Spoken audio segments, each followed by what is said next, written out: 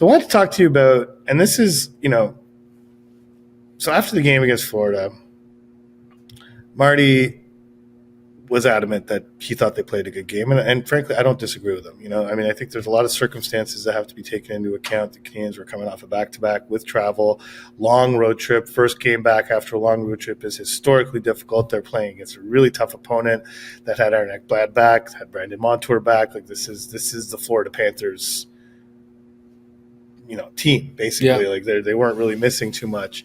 And that team, similar to the Kings, but do it in a different way, in the sense that getting from your end to the offensive zone requires a lot of effort. It requires it requires execution. It requires being disciplined and smart, and exploiting the holes where they are. And it just seemed like every time the Canadiens had the puck, there were 3 Panthers around them, no matter where the puck was. Yeah, Kovacevic said after the game, this is exactly the sort of play that they do that explains why they went so far in the playoffs last year. Yeah, and then when Martin talks about, I want our team to be on top of them, I think we got a good example of what he means by that, by how the Panthers play. So I think it's, and this is like, there's been numerous occasions over the last few days where the tone of Martin's expectations have changed, and he's just taking the reality of how young this team is. Yeah. And even Nick Suzuki, after the game,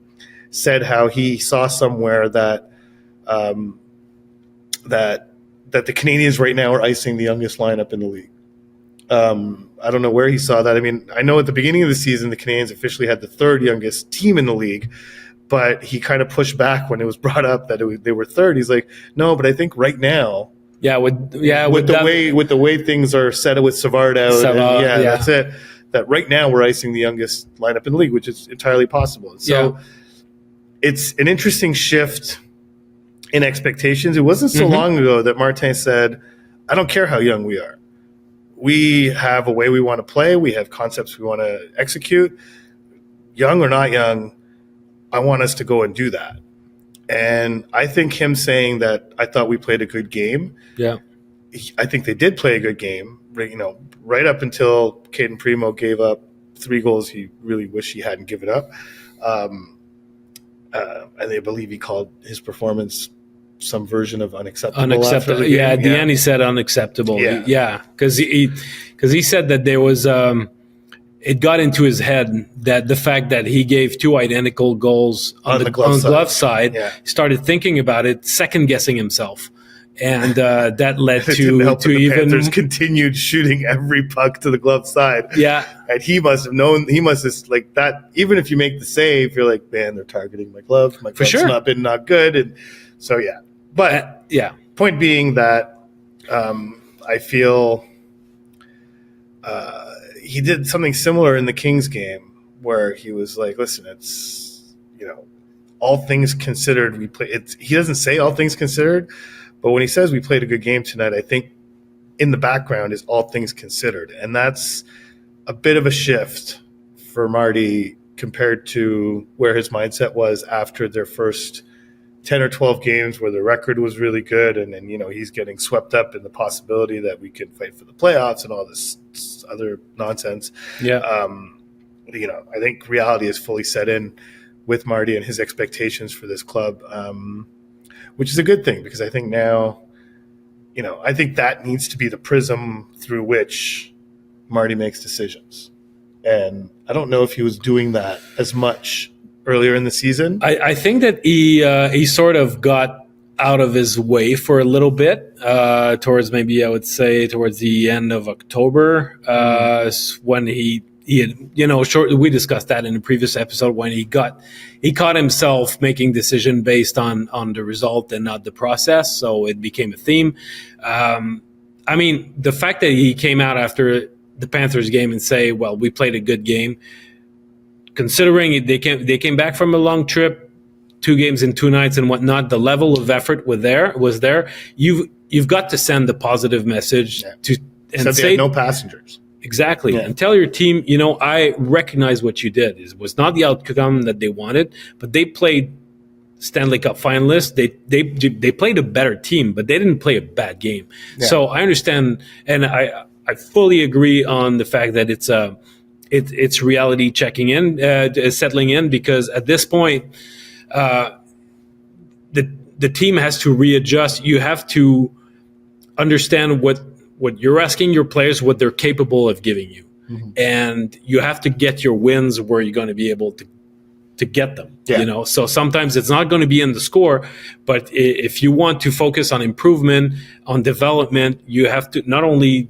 have big picture goals, but look, okay, well, let's say with that certain young player, did he give me more tonight? What I asked him yesterday, did he put it in an application? Did he apply it tonight? And so it's taking those teachings that he'll give on Monday and say, how do they translate it on Tuesday? And that way they have a much better chance at keeping their mind in a positive frame, because if they want to develop, they cannot be angry all the time that they'll be losing games. Otherwise, it's going to be counterproductive. So how do you manage to keep things positive despite the fact that the results are not going in your favor? It's because you have, as a coach, to recognize and let your players know that you recognize where they're improving, where they get better. Yeah. And so this is sort of a stark contrast from the game in Boston, right, which you covered and I did not. But that game, I mean, there's some serious PTSD with the Canadiens from that game. It's like, honestly, like Martin spent just so on Tuesday, practice in Columbus. The practice on Monday in Los Angeles was after a day off, which came after the Canadiens rookie dinner in Saturday night in LA. And so that practice was hard skating, was 45 minutes, super intense, a lot of skating, a lot of work, get a sweat on, as Marty described it. On Tuesday in Columbus was a tactical kind of practice, which is very similar to what they did prior to leaving on this trip. They had a work practice at home, went to Anaheim, and had a heavily tactical practice. And so they had a situation where they had 2 consecutive days of practice twice, once at the beginning of the trip, once at the end of the trip. 2 practices at the beginning of the trip focused entirely 100% on the forecheck. The end of the trip, entirely 100% on rush defense, something that's been a theme throughout the season, as something that comes and goes in waves.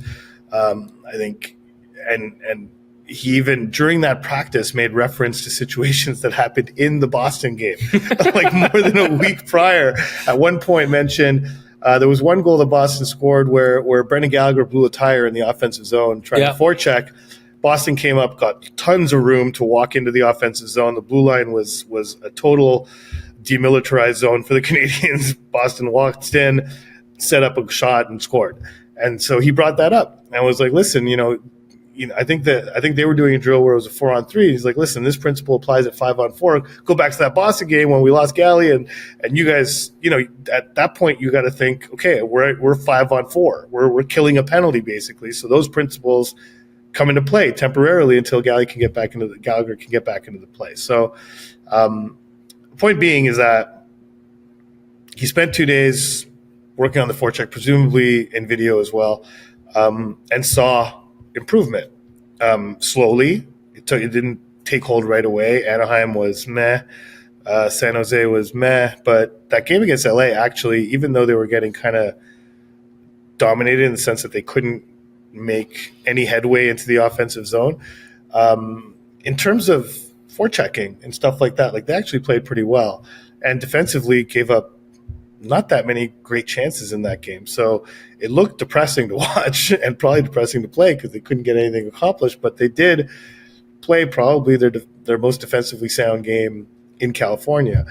But then you saw those principles come into play in Columbus. And that's really, I think, the background for we played a good game against Florida, which because they did, but they applied those principles that they spent so much time working on that trip and put them into practice. I mean, listen, a lot of the goals that Florida scored, at least in the third period, came from the outside. And those are shots that the Canadiens are willing to give up. And it's not a reflection of poor rush defense to give up those shots. So Yeah, well, yeah, the goal was very early in the third. I mean, Barron got caught against the against the boards, and it allowed Bennett to to skate through and he was in the slot. He was in a prime position and had all the time and all the space and to beat Primo where he wanted. But I guess I get your point. For the most part,